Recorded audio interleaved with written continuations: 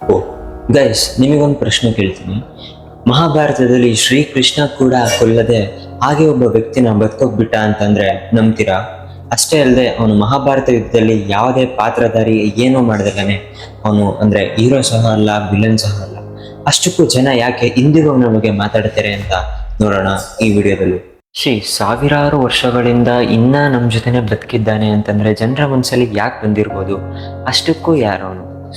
ಅವನೇ ಅಶ್ವತ್ಥಾಮ.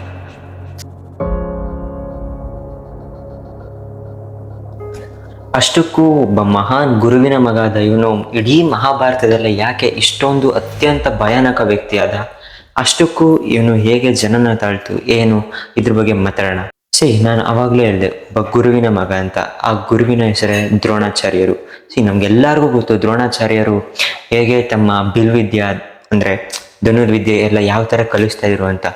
ಗೈಸ್, ಈಗ 5,000 ವರ್ಷಗಳ ಹಿಂದೆ ಹೋಗೋಣ. ಅಲ್ಲಿ ಒಂದು ಆಶ್ರಮ ಇಲ್ಲ, ಒಂದು ಅರಮನೆ ಇಲ್ಲ, ಒಬ್ಬ ಸಾಧಾರಣ ಬ್ರಾಹ್ಮಣನ ಮನೆ. ಈ ಬ್ರಾಹ್ಮಣ ಮನೆಯಲ್ಲಿ ಒಬ್ಬ ಮಗು ಹುಟ್ಟುತ್ತೆ. ಆ ಮಗುವಿನ ಹೆಸರೇ ಅಶ್ವತ್ಥಾಮ. ಅಷ್ಟಕ್ಕೂ ಅಶ್ವತ್ಥಾಮ ಅಂತ ಹೆಸರು ಯಾಕೆ ಇಡಲಾಯಿತು? ಎಲ್ಲರ ಮನೆಯಲ್ಲೂ ಕಾಮನ್ ಆಗಿ ಒಂದು ಮಗು ಹುಟ್ಟಿದ್ರೆ ಆ ಮಗು ಅಂದ್ರೆ ಧ್ವನಿ ಯಾವ ತರ ಇರುತ್ತೆ, ಅಳೋದು ಆ ತರ ಮಾಡುತ್ತೆ. ಅಶ್ವತ್ಥಾಮ ಈ ಹೆಸರು ಯಾಕೆ ಬಂತು ಅಂತಂದ್ರೆ, ಹುಟ್ಟಿದ ತಕ್ಷಣ ಕುದುರೆ ಅಂತೆ ಶಬ್ದ ಮಾಡ್ತಾನೆ. ಈ ಶಬ್ದ ಕೇಳಿ ದ್ರೋಣಾಚಾರ್ಯರು ಸಹ ಅಶ್ವತ್ಥಾಮ, ಅಶ್ವ ಅಂತಂದ್ರೆ ಕುದುರೆ. ನಮ್ ಇಡೀ ಕನ್ನಡ ಗ್ರಂಥದಲ್ಲೇನೆ ಅಶ್ವ ಅಂತ ಮೀನಿಂಗ್ ಬಂದ್ರೆ ಅದು ಕುದುರೆ ಅಂತ ಎಲ್ಲರಿಗೂ ಗೊತ್ತು. ಹುಟ್ಟಿದ ತಕ್ಷಣ ದ್ರೋಣಾಚಾರ್ಯರು ಅಶ್ವತ್ಥಾಮ ಎಂದ ಹೆಸರು ಇಡ್ತಾರೆ. ಹೀಗೆ ಅಶ್ವತ್ಥಾಮ ಹುಟ್ಟಿದ ತಕ್ಷಣ ಅವನ ಜೀವನದಲ್ಲಿ ಒಂದು ವಿಚಿತ್ರ ಘಟನೆ ನಡೆಯುತ್ತೆ. ಅಂದ್ರೆ ಅವನ ಹಣೆ ಮೇಲೆ ಒಂದು ದಿವ್ಯ ಮಣಿ ಇರುತ್ತೆ. ಈ ಮಣಿ ಏನಂತಂದ್ರೆ ಜೀವನದಲ್ಲಿ ಅವನಿಗೆ ದೊಡ್ಡ ಶಕ್ತಿಯೂ ಸಹ ಆಯ್ತು, ಹಾಗೆ ಜೀವನದಲ್ಲಿ ದೊಡ್ಡ ಶಾಪವೂ ಸಹ ಆಯ್ತು. ಇದ್ರ ಬಗ್ಗೆ ಮುಂದೆ ಮಾತಾಡೋಣ. ಅಶ್ವತ್ಥಾಮನ ತಂದೆ ದ್ರೋಣಾಚಾರ್ಯರ ಬಗ್ಗೆ ಸ್ವಲ್ಪ ಮಾಹಿತಿ ಕೊಡ್ತೀನಿ. ದ್ರೋಣಾಚಾರ್ಯರು ನಾವು ಅನ್ಕೊಂಡಂತೆ ತುಂಬಾ ದೊಡ್ಡ ಶ್ರೀಮಂತ ಆ ತರ ಇರ್ಲಿಲ್ಲ. ಒಂದು ಸಾಧಾರಣ ಬ್ರಾಹ್ಮಣನ ಮನೆ, ಮತ್ತೆ ಆ ಮನೆಯಲ್ಲಿ 3 ಜನ ಇರ್ತಾರೆ. ದ್ರೋಣಾಚಾರ್ಯರು, ಅವರ ಹೆಂಡತಿ, ಹಾಗೆ ಮಗ ಅಶ್ವತ್ಥಾಮ. ಇವರಿಗೆ ನಾವಿವಾಗ ಯಾವ ರೀತಿ ತುಂಬಾ ಶ್ರೇಷ್ಠ ಗುರು ಈಗೆಲ್ಲ ಹೇಳ್ತೀವಿ, ಬಟ್ ಆ ಟೈಮಲ್ಲಿ ಅವರು ಒಂದು ಸಾಧಾರಣ ಹಾಲ್ ಸಹ ಕೊಡೋಕೆ ಮಗನಿಗೆ ಆಗ್ತಿರ್ಲಿಲ್ಲ. ಒಂದು ಟೈಮಲ್ಲಿ ದ್ರೋಣರ ಮಗ ಅಶ್ವತ್ಥಾಮ ಎಲ್ಲರ ಜೊತೆ, ತನ್ನ ಗೆಳೆಯರ ಜೊತೆ ಆಚೆ ಆಟ ಆಡ್ತಾ ಇರ್ಬೇಕಾದ್ರೆ ತನ್ನ ಗೆಳೆಯರು ಹಾಲು ಕುಡಿತಿದ್ದನ್ನು ನೋಡಿ ತಾನು ಸಹ ಮನೆಗೆ ಹೋಗಿ ಅಮ್ಮನ ಹತ್ರ ಹಾಲು ಕೇಳ್ತಾನೆ. ಆದ್ರೆ ಅಲ್ಲಿನ ಹಾಲು ಸಹ ಕೊಡೋಕೆ ಆಗ್ದೇನೆ ದ್ರೋಣಾಚಾರ್ಯರು ಮತ್ತೆ ಅವನ ಅಮ್ಮ ತುಂಬಾ ಬೇಜಾರಾಗ್ತಾರೆ. ಕೆಲವು ಸಂಪ್ರದಾಯಗಳ ಪ್ರಕಾರ ಅಮ್ಮ ಹಿಟ್ಟಿಗೆ ನೀರನ್ನ ಹಾಕಿ ಅದನ್ನ ಹಾಲ್ ರೀತಿ ಅಶ್ವತ್ಥಾಮಿಗೆ ಕೊಡ್ತಿದ್ರು ಅಂತ ಕೆಲವು ಸಂಪ್ರದಾಯಗಳ ಪ್ರಕಾರ ಹೇಳ್ತಾರೆ. ಇದನ್ನೇ ಹಾಲ್ ಅಂತ ಕುಡಿದಿರ್ತಾನೆ ಅಶ್ವತ್ಥಾಮ. ತುಂಬಾ ಅಂದ್ರೆ ತುಂಬಾ ಕೀಳು ಪರಿಸ್ಥಿತಿಯಲ್ಲಿ ದ್ರೋಣಾಚಾರ್ಯರು ಕುಟುಂಬ ಇರುತ್ತೆ. ನೀವೇ ಊಹೆ ಮಾಡಿ ಹೆಂಗೆ ಒಂದು ಮಗನಿಗೆ ಹಾಲು ಸಹ ಕೊಡೋಕ್ಕಾಗಲ್ಲ ಅಂತಂದ್ರೆ ಯಾವ ರೀತಿ ಕೆಳಗಿರ್ತಾರೆ ಅಂತ. ಇಂಥ ಟೈಮಲ್ಲಿ ಗುರು ದ್ರೋಣಾಚಾರ್ಯರಿಗೆ ಒಬ್ಬರು ನೆನಪಾಗ್ತಾರೆ. ಅವನೇ ದ್ರುಪದ ರಾಜ. ಯಾಕೆ ಅಂತಂದ್ರೆ ಇಬ್ಬರು ಚಿಕ್ಕವರಿದ್ದಾಗ ಒಂದು ಒಪ್ಪಂದಕ್ಕೆ ಬಂದಿರ್ತಾರೆ, ನಾನು ರಾಜ ಆದ್ರೆ ನೀನು ಅರ್ಧ ರಾಜ್ಯ ನಿನಗೆ ಅಂತ.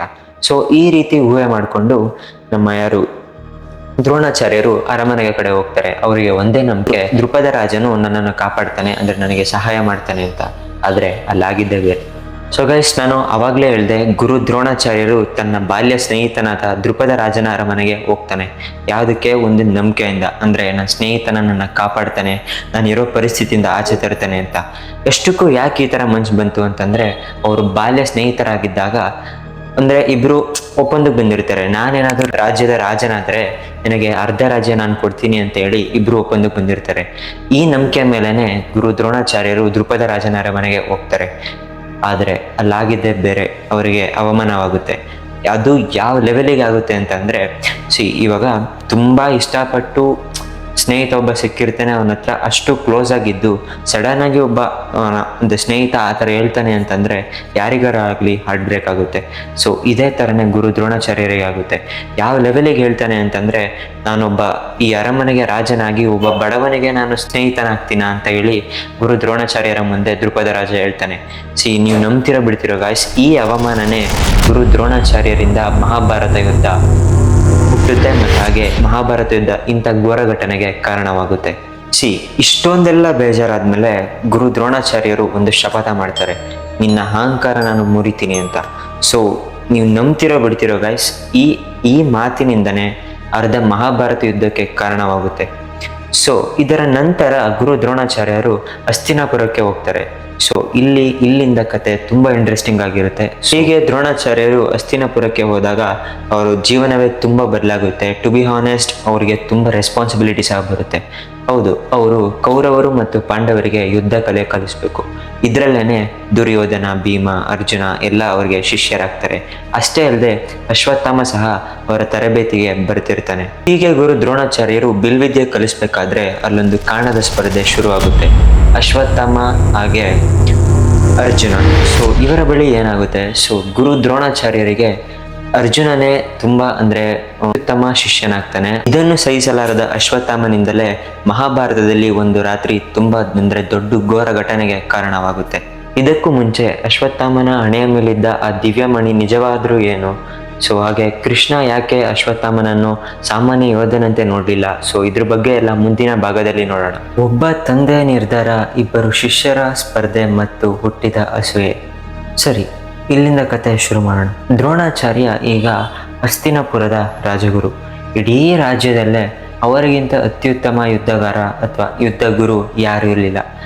ಪ್ರತಿದಿನ ಪಾಂಡವರು, ಕೌರವರು ಎಲ್ಲರೂ ಬೆಳಗ್ಗೆಯಿಂದ ಸಂಜೆವರೆಗೂ ಯುದ್ಧ ಕಲಿತಿರ್ತಾರೆ. ಆದರೆ ಒಬ್ಬ ವ್ಯಕ್ತಿ ಮಾತ್ರ ಎಲ್ಲರಿಗಿಂತ ವಿಭಿನ್ನ, ಅರ್ಜುನ. ಗೈಸ್, ನೀವು ಒಂದು ವಿಷಯ ಗಮನಿಸಿದ್ದೀರಾ? ಮಹಾಭಾರತದಲ್ಲಿ ಎಲ್ಲ ಗುರುಗಳು, ಎಲ್ಲ ಯೋಧರು ಯಾಕೆ ಅರ್ಜುನನ್ನೇ ಮಾತ್ರ ಹೊಗಳುತ್ತಾರೆ ಅಂತ? ಕಾರಣ ಇಷ್ಟೇ, ಅವನ ಪ್ರತಿಭೆ. ದ್ರೋಣಾಚಾರ್ಯ ಒಂದು ದಿನ ಎಲ್ಲ ರಾಜಕುಮಾರರಿಗೆ ಒಂದು ಪರೀಕ್ಷೆ ಇಡ್ತಾರೆ. ಒಂದು ಮರದ ಕೊಂಬೆಯ ಮೇಲೆ ಒಂದು ಮರದ ಹಕ್ಕಿ, ಒಂದು ಮರದ ಕೊಂಬೆಯ ಮೇಲೆ ಒಂದು ಮರದ ಹಕ್ಕಿ.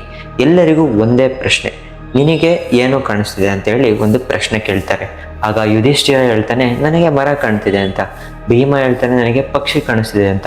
ದುರ್ಯೋಧನ ಕೂಡ ತನಗೇನು ಕಾಣಿಸ್ತೋ ಅದನ್ನೇ ಹೇಳ್ತಾನೆ. ಆದರೆ ಅರ್ಜುನ ಮಾತ್ರ ನನಗೆ ಪಕ್ಷಿಯ ಕಣ್ಣುಗಳು ಕಾಣಿಸ್ತಿದೆ ಅಂತ ಹೇಳ್ತಾನೆ. ಆದರೆ ಅರ್ಜುನ ಮಾತ್ರ ನನಗೆ ಪಕ್ಷಿಗಳ ಕಣ್ಣು ಮಾತ್ರ ಕಾಣಿಸ್ತಿದೆ ಅಂತ ಹೇಳ್ತಾನೆ. ದ್ರೋಣಾಚಾರ್ಯರು ನಗ್ತಾರೆ, ಬಾಣ ಬಿಡು ಅಂತ ಹೇಳ್ತಾರೆ. ಬಾಣ ನೇರವಾಗಿ ಹಕ್ಕಿಯ ಕಣ್ಣಿಗೆ ಹೋಗಿ ತಗುಲುತ್ತೆ. ಆ ಕ್ಷಣದಿಂದ ದ್ರೋಣಾಚಾರ್ಯರು ಮತ್ತೆ ಇತರರ ಗುರುಗಳು ಅಥವಾ ರಾಜರು ಯಾರ್ಯಾರು ಇರ್ತಾರೋ ಅವರ ಮನಸ್ಸಿನಲ್ಲಿ ಒಂದು ನಿರ್ಧಾರ, ಅದೇ ಇವನನ್ನೇ ಜಗತ್ತಿನ ಅತ್ಯುತ್ತಮ ಬಿಲ್ಲುಗಾರನಾಗಿ ಮಾಡಬೇಕು ಅಂತ. ಆದರೆ ಈ ಘಟನೆ ಒಬ್ಬನಿಗೆ ಇಷ್ಟವಾಗೋದಿಲ್ಲ. ಅಫ್ಕೋರ್ಸ್ ಅವನು ಅಶ್ವತ್ಥಾಮನೇ. ಯಾಕಂದ್ರೆ ಅವನು ಗುರುವಿನ ಮಗ. ಅವನಿಗೆ ಅನಿಸುತ್ತೆ, ನನ್ನ ತಂದೆ ನನಗಿಂತ ಅರ್ಜುನನೇ ಯಾಕಪ್ಪ ಇಷ್ಟೊಂದು ಪ್ರೀತಿಸ್ತಾ ಇದ್ದಾರೆ ಅಂತ ಅನಿಸುತ್ತೆ. ಆ ಒಂದು ಯೋಚನೆ ಅವನಿಗೆ ಏನು ಬಂತೋ ಅಸೂಯೆಗೆ ಕಾರಣವಾಗುತ್ತೆ. ಮುಂದೆ ರಕ್ತದ ನದಿಯನ್ನೇ ಹರಿಸ್ತಾನೆ. ಆದರೆ ಇನ್ನೊಂದು ವ್ಯಕ್ತಿ ಕೂಡ ಇದ್ದ, ಅವನ ಹೆಸರು ದುರ್ಯೋಧನ. ಎಲ್ಲರಿಗೂ ಗೊತ್ತು, ದುರ್ಯೋಧನ ಮತ್ತು ಅರ್ಜುನ ಅವರಿಬ್ಬರು ಏನಂತಂದ್ರೆ ಇಷ್ಟಪಡ್ತಿರೋದಿಲ್ಲ ಒಬ್ರನ್ನೊಬ್ರು. ಆದರೆ ದುರ್ಯೋಧನ ಅಶ್ವತ್ಥಾಮನನ್ನು ತುಂಬಾ ಗೌರವಿಸಿರ್ತಾನೆ. ಯಾಕೆ ಗೊತ್ತಾ? ಯಾಕಂದ್ರೆ ಅಶ್ವತ್ಥಾಮ ಸಾಮಾನ್ಯ ಯೋಧನಲ್ಲ. ಹುಟ್ಟಿದಾಗಲೇ ಅವನ ಹಣೆಯ ಮೇಲೆ ಒಂದು ದಿವ್ಯ ಮಣಿ ಇರುತ್ತೆ. ಸೊ ನಾನು ಆಗ್ಲೇ ಭಾಗ 1ರಲ್ಲಿ ಹೇಳ್ದಂಗೆ ಈ ಮಣಿಯ ವ್ಯಕ್ತಿತ್ವ ಏನ್ ಸೂಚಿಸುತ್ತೆ ಇದ್ರ ಬಗ್ಗೆ ಮಾತಾಡೋಣ. ಒಂದು ದಿವ್ಯ ಮಣಿ ಸಂಪ್ರದಾಯಗಳ ಪ್ರಕಾರ ಈ ಮಣಿಯಿಂದ ಅವನಿಗೆ ರೋಗ ಬರಲ್ಲ, ಹಸುವೆ ಆಗಲ್ಲ, ಭಯ ಅನ್ನೋದು ಇರೋದೇ ಇಲ್ಲ. ಅದಕ್ಕೆ ಯುದ್ಧ ಭೂಮಿಯಲ್ಲಿ ಇವನನ್ನು ನೋಡಿ ಅನೇಕ ಯೋಧರು ಅಥವಾ ಸೈನ್ಯದಲ್ಲಿರ್ತಾರಲ್ಲ ಅವರು ತುಂಬಾ ಹೆದರ್ತಿರ್ತಾರೆ. ಆದರೆ ಇಲ್ಲಿ ಒಂದು ಪ್ರಶ್ನೆ ಬರುತ್ತೆ, ಅರ್ಜುನನಿಗಿಂತಲೂ ಇಷ್ಟೊಂದೆಲ್ಲ ಶಕ್ತಿ ಇದ್ರೂ ಸಹ ಯಾಕೆ ಅಶ್ವತ್ಥಾಮ ತುಂಬಾ ಕೀಳಾಗಿ ನೋಡ್ತಿರ್ತಾರೆ? ಸೊ ಇದಕ್ಕೆ ಕಾರಣ ಅರ್ಜುನನೇ. ಎಲ್ಲಾ ಪ್ರಶಂಸೆ ಅರ್ಜುನನಿಗೆ, ಎಲ್ಲಾ ಗೌರವ ಅರ್ಜುನನಿಗೆ. ಈ ವಿಷಯ ಅಶ್ವತ್ಥಾಮನಿಗೆ ಇಷ್ಟವಾಗ್ತಿರಲ್ಲ. ಆದ್ರೂ ಅವನು ಮೌನವಾಗಿರ್ತಾನೆ. ಇದರ ಮಧ್ಯೆ ಒಂದು ದಿನ ದ್ರೋಣಾಚಾರ್ಯ ತಮ್ಮ ಹಳೆಯ ಅವಮಾನವನ್ನು ನೆನಪಿಸ್ಕೊಳ್ತಾರೆ. ದ್ರುಪದ ರಾಜ, ಅದೇ ತಮ್ಮನ್ನ ಎಲ್ಲರ ಮುಂದೆ ಅವಮಾನ ಮಾಡಿದ ವ್ಯಕ್ತಿ. ಈಗ ದ್ರೋಣಾಚಾರ್ಯ ತನ್ನ ಶಿಷ್ಯರಿಗೆ ಹೇಳ್ತಾನೆ, ನನಗೆ ಗುರುದಕ್ಷಿಣೆ ಬೇಕು ಅಂತ. ಎಲ್ಲರೂ ಖುಷಿಯಿಂದ ಏನ್ ಬೇಕು ಅಂತ ಕೇಳಿದಾಗ ದ್ರೋಣರು ದ್ರುಪದನನ್ನು ಸೋಲಿಸಿ ತನ್ನ ಮುಂದೆ ನನ್ನ ಮುಂದೆ ಕರೆದುಕೊಂಡು ಬನ್ನಿ ಅಂತ ಹೇಳ್ತಾರೆ. ಆಗ ದುರ್ಯೋಧನ ಮತ್ತು ಕೌರವರು ಹೋಗ್ತಾರೆ, ಸೋಲ್ತಾರೆ. ನಂತರ ಅರ್ಜುನನು ಹೋಗ್ತಾನೆ. ಕೆಲವೇ ಕ್ಷಣಗಳಲ್ಲಿ ದ್ರುಪದನನ್ನು ಬಂಧಿಸಿ ದ್ರೋಣಾಚಾರ್ಯರ ಮುಂದೆ ನಿಲ್ಲಿಸ್ತಾನೆ. ನೀವೇ ಊಹೆ ಮಾಡಿ, ಒಮ್ಮೆ ನಿಮ್ಮನ್ನು ಅವಮಾನ ಮಾಡಿದ ವ್ಯಕ್ತಿ ಇವತ್ತು ನಿಮ್ಮ ಮುಂದೆ ಕೈಕಟ್ಟಿ ನಿಂತಿದ್ದಾನೆ ಅಂದ್ರೆ ಯಾವ ತರ ಇರುತ್ತೆ? ಆದರೆ ದ್ರೋಣಾಚಾರ್ಯರಿಗೆ ಕೈಕಟ್ಟಿ ನಿಂತಿರೋದು ಅದೆಲ್ಲ ನೋಡಿದಾಗ್ಲೂ ಕೂಡ ಅವರಿಗೆ ಏನೂ ಅನ್ಸಲ್ಲ. ಇನ್ಫ್ಯಾಕ್ಟ್ ಅವರು ನಗಲ್ಲ, ಕೆಲವು ಕೋಪನ ಸಹ ಮಾಡ್ಕೊಳ್ಳಲ್ಲ. ಅವರು ಕೇವಲ ತಮ್ಮ ಮಾತನ್ನ ನೆನಪಿಸ್ತಾರೆ, ಸ್ನೇಹಿತ, ಈಗ ನಮ್ಮಿಬ್ಬರಲ್ಲಿ ಸ್ಥಾನ ಬದಲಾಗಿದೆ ಅಲ್ವಾ ಅಂತ. ಆದರೆ ಈ ಪದ ದ್ರುಪದನಿಗೆ ಮನಸ್ಸಿನಲ್ಲಿ ತುಂಬಾ ಅಂದ್ರೆ ತುಂಬಾ ಬೆಂಕಿ ಹೊತ್ತಿಕೊಂಡು ಉರಿಯುತ್ತಲ್ಲ ಆ ಥರ ಆಗ್ತಿರುತ್ತೆ. ಈ ಅವಮಾನಕ್ಕೆ ನಾನು ಪ್ರತೀಕಾರ ತಗೊಂತೀನಿ ಅಂತ ಅವನು ಒಂದು ಯಜ್ಞ ಮಾಡಿಸ್ತಾನೆ. ಆ ಯಜ್ಞದಿಂದ ಇಬ್ಬರು ಮಕ್ಕಳು ಹುಡ್ತಾರೆ. ಒಬ್ಬಳು ದ್ರೌಪದಿ, ಇನ್ನೊಬ್ಬ ದೃಷ್ಟದ್ಯುಮ್ನ. ಇದು ಯಾಕೆ ಮಾಡ್ದ ಅಂತಂದ್ರೆ ಒಂದೇ ಕಾರಣ, ದ್ರೋಣಾಚಾರ್ಯನನ್ನು ಕೊಲ್ಲಬೇಕು. ಹೌದು, ಒಬ್ಬ ಮಗ ಒಬ್ಬ ಗುರುವನ್ನ ಕೊಲ್ಲುವುದಾಗಿಯೇ ಹುಟ್ಟಿದ್ದ. ಆದರೆ ಇದಕ್ಕಿಂತ ದೊಡ್ಡ ಶಾಕ್ ಇನ್ನೂ ಇದೆ. ಯುದ್ಧ ಶುರುವಾದಾಗ ಅಶ್ವತ್ಥಾಮನು ತನ್ನ ಕಣ್ಣಾರೆ ತನ್ನ ತಂದೆಯ ಸಾವನನ್ನು ನೋಡಬೇಕಾಗುತ್ತೆ. ಆ ಒಂದು ಘಟನೆ ಅವನನ್ನು ಮನುಷ್ಯನಿಂದ ಪ್ರತೀಕಾರದ ರಾಕ್ಷಸನಾಗಿ ಮಾಡುತ್ತೆ. ಆದರೆ ಅದು ಹೇಗೆ ನೋಡೋಣ ಗೈಸ್. ಈಗ ಕತೆ ತನ್ನ ಅತ್ಯಂತ ಅಪಾಯಕಾರಿ ಹಂತಕ್ಕೆ ಬರ್ತಿದೆ. ಅದೇ ಕುರುಕ್ಷೇತ್ರ ಯುದ್ಧ. ಈಗಾಗಲೇ ಹಲವು ದಿನಗಳಿಂದ ನಡೆಯುತ್ತಿತ್ತು. ಭೀಷ್ಮ ಬಿದ್ದರು, ಸಾವಿರಾರು ಯೋಧರು ಪ್ರಾಣ ಕಳೆದುಕೊಡ್ತಾರೆ.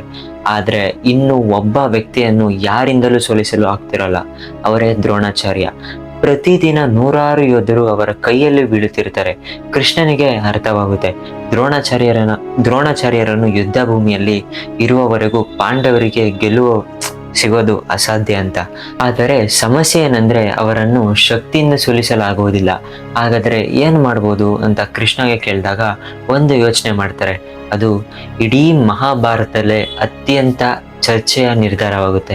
ಯಾಕಂದ್ರೆ ಅದರೊಳಗೆ ಒಂದು ಅರ್ಧ ಸತ್ಯ ಇರುತ್ತೆ. ಅದೇ ಸಮಯದಲ್ಲಿ ಯುದ್ಧ ಭೂಮಿಯಲ್ಲಿ ಒಂದು ಆನೆ ಇತ್ತು. ಆ ಆನೆ ಹೆಸರು ಸಹ ಅಶ್ವತ್ಥಾಮ. ಭೀಮ ಆ ಆನೆಯನ್ನು ಕೊಂದ ನಂತರ ಜೋರಾಗಿ ಕೂಗಿದ, ಅಶ್ವತ್ಥಾಮ ಸತ್ತ ಅಂತ. ಆಗ ದ್ರೋಣಾಚಾರ್ಯರು ಕ್ಷಣಕ್ಕೆ ನಿಂತು ಬೀಳ್ತಾರೆ. ಆದರೆ ಅವರಿಗೆ ನಂಬಿಕೆ ಬರಲ್ಲ, ನನ್ನ ಮಗ ಅಷ್ಟು ಸುಲಭವಾಗಿ ಸಾಯಲ್ಲ ಅಂತ. ಅವರು ನೇರವಾಗಿ ಯುಧಿಷ್ಠಿರ ಕಡೆಗೆ ತಿರುಗ್ತಾರೆ.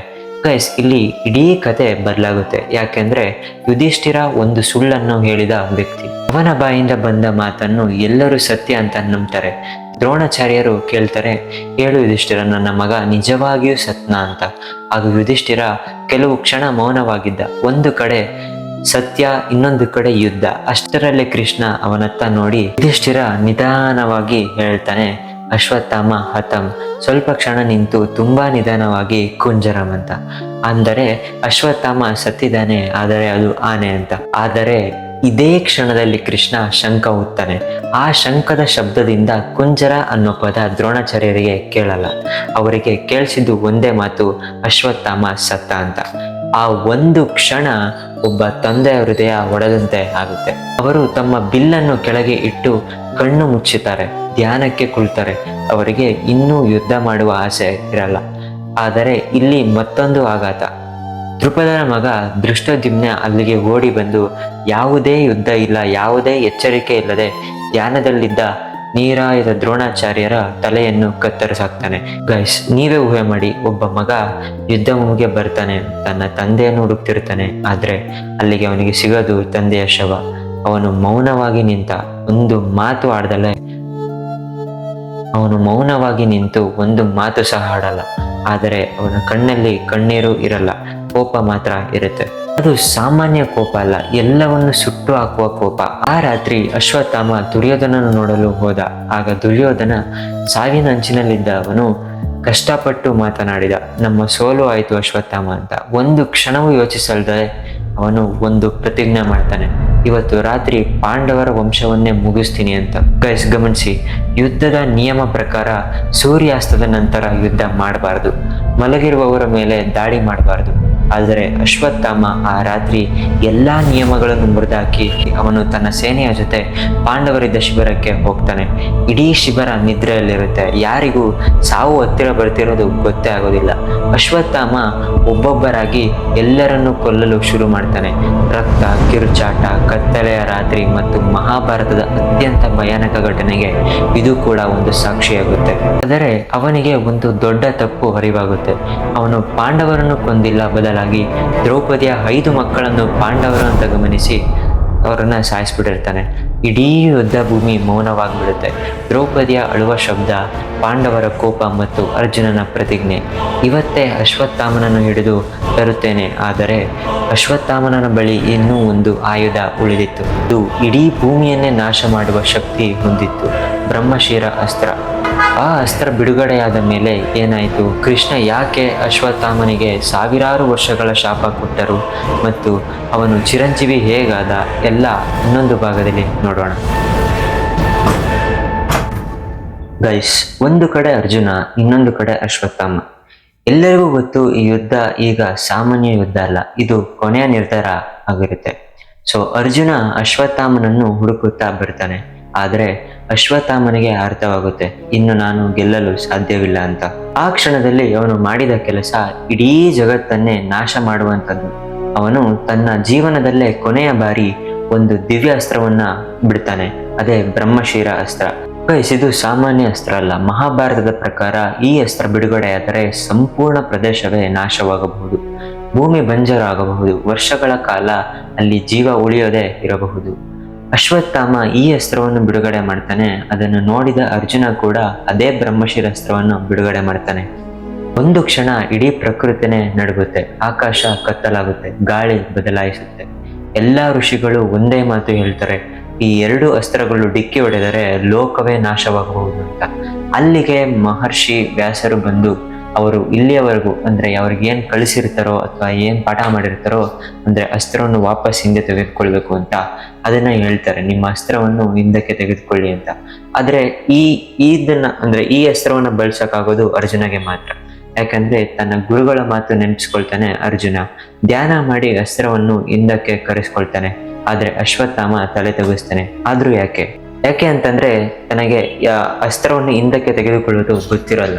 ಗೈಸ್, ನಾನು ನಿಮ್ಗೆ ಮುಂಚೆನೆ ಹೇಳಿದ್ದೆ, ಅರ್ಜುನನಿಗೆ ಅಸ್ತ್ರ ಬಳಸೋದು ಗೊತ್ತು, ಹಾಗೆ ಹಿಂದಕ್ಕೆ ಕರೆಸ್ಕೊಳ್ಳೋದು ಸಹ ಗೊತ್ತು. ಆದ್ರೆ ಅಶ್ವತ್ಥಾಮನಿಗೆ ಬಿಡೋದು ಮಾತ್ರ ಗೊತ್ತಿರೋದ್ರಿಂದ ಈಗ ಅವನು ಇನ್ನೊಂದು ಭಯಾನಕ ನಿರ್ಧಾರ ಮಾಡ್ತಾನೆ.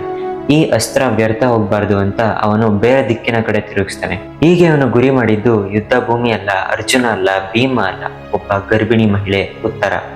ಅವಳ ಗರ್ಭದಲ್ಲಿದ್ದ ಮಗು ಅಭಿಮನ್ಯುವಿನ ಮಗು, ಪಾಂಡವರ ವಂಶದ ಕೊನೆಯ ವಾರಸ್ದಾರ ಆಗಿರ್ತಾನೆ. ಸೊ ಈ ಅಸ್ತ್ರ ನೇರವಾಗಿ ಆ ಮಗುವಿನ ಕಡೆ ಹೋಗುತ್ತೆ. ಎಲ್ಲರಿಗೂ ಅನಿಸುತ್ತೆ ಪಾಂಡವರ ವಂಶ ಇಲ್ಲಿಗೆ ಮುಗಿಯುತ್ತೆ ಅಂತ. ಆದರೆ ಅಷ್ಟರಲ್ಲೇ ಶ್ರೀಕೃಷ್ಣ ಮುಂದೆ ಬರ್ತಾನೆ. ಶ್ರೀಕೃಷ್ಣ ಮುಂದೆ ಬಂದು ತಮ್ಮ ದಿವ್ಯ ಶಕ್ತಿಗಳಿಂದ ಆ ಮಗುವಿನ ಜೀವ ಉಳಿಸ್ತಾರೆ.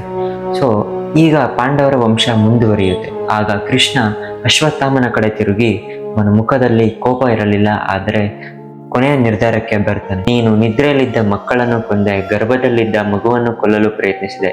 ಇಂತಹ ಪಾಪಕ್ಕೆ ಸಾವು ಶಿಕ್ಷೆ ಅಲ್ಲ. ಇಲ್ಲೇ ಅಶ್ವತ್ಥಾಮನ ಜೀವನದ ಸಂಪೂರ್ಣ ಬದಲಾಗುತ್ತೆ. ಕೃಷ್ಣ ಮೊದಲು ಅವನ ಹಣೆಯ ಮೇಲಿದ್ದ ದಿವ್ಯ ಮಣಿಯನ್ನು ತೆಗೆದಾಕ್ತಾನೆ. ಅದೇ ಮಣಿ ಹುಟ್ಟಿನಿಂದ ಅವನ ಜೊತೆಗಿದ್ದು ಹೋದ ತಕ್ಷಣ ಅವನು ಸಾಮಾನ್ಯ ಮನುಷ್ಯನಂತೆ ಆಗ್ತಾನೆ.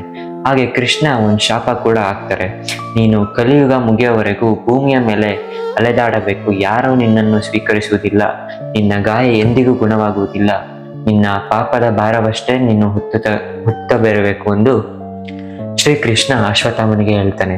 ಗೈಸ್, ನೀವೇ ಊಹೆ ಮಾಡಿ, ಸಾಯೋ ಅವಕಾಶವೂ ಇಲ್ಲ, ಬದುಕಿನಲ್ಲಿ ಶಾಂತಿ ಇಲ್ಲ, ಬಹುಶಃ ಇದಕ್ಕಿಂತ ದೊಡ್ಡ ಶಿಕ್ಷೆ ಬೇರೆ ಯಾವುದೂ ಇಲ್ಲ ಅನ್ಸುತ್ತೆ. ಈಗ ದೊಡ್ಡ ಪ್ರಶ್ನೆ ಏನಂದ್ರೆ, ಅಶ್ವತ್ಥಾಮ ಇಂದಿಗೂ ಬದುಕಿದನ ಅಂತ. ಈ ಪ್ರಶ್ನೆಗೆ ಎರಡು ಉತ್ತರಗಳಿವೆ. ಮೊದಲನೇದು, ಹಿಂದೂ ಸಂಪ್ರದಾಯದ ಪ್ರಕಾರ ಅಶ್ವತ್ಥಾಮನು ಚಿರಂಜೀವಿಗಳಲ್ಲಿ ಒಬ್ಬ, ಅಂದರೆ ಇನ್ನೂ ಜೀವಂತವಾಗಿದ್ದಾನೆ ಅಂತ. ಎರಡನೆಯದು, ಇದನ್ನು ಸಾಬೀತು ಮಾಡುವ ಯಾವುದೇ ಐತಿಹಾಸಿಕ ಅಥವಾ ವೈಜ್ಞಾನಿಕ ಸಾಕ್ಷಿ ಎಲ್ಲೂ ಸಿಗ್ತಾ ಇಲ್ಲ. ಈ ಮಧ್ಯಪ್ರದೇಶದಲ್ಲಿ ನರಸಿಗೌಡ ಕೋಟೆಯಲ್ಲಿ ಅಶ್ವತ್ಥಾಮನನ್ನು ನೋಡಿದ್ದೇವೆ ಎಂದು ಕೆಲವರು ಮಾತಾಡ್ತಾರೆ. ಅವನು ಪ್ರತಿದಿನ ಶಿವನ ಪೂಜೆ ಮಾಡ್ತಾನೆ ಅಂತ ನಂಬ್ತಾರೆ. ಒಬ್ಬ ಮಹಾನ್ ಯೋಧನನ್ನು ಏಕಾಂಗಿ ವ್ಯಕ್ತಿಯನ್ನಾಗಿ ಮಾಡಬಹುದು. ಯುದ್ಧ ಮುಗಿದರೂ ಕೆಲವು ಗಾಯಗಳು ಯಾವತ್ತೂ ಮುಚ್ಚುವುದಿಲ್ಲ. ಬಹುಶಃ ಅಶ್ವತ್ಥಾಮನ ಕತೆ ಇದರ ಬಗ್ಗೆ ಹೇಳುತ್ತೆ.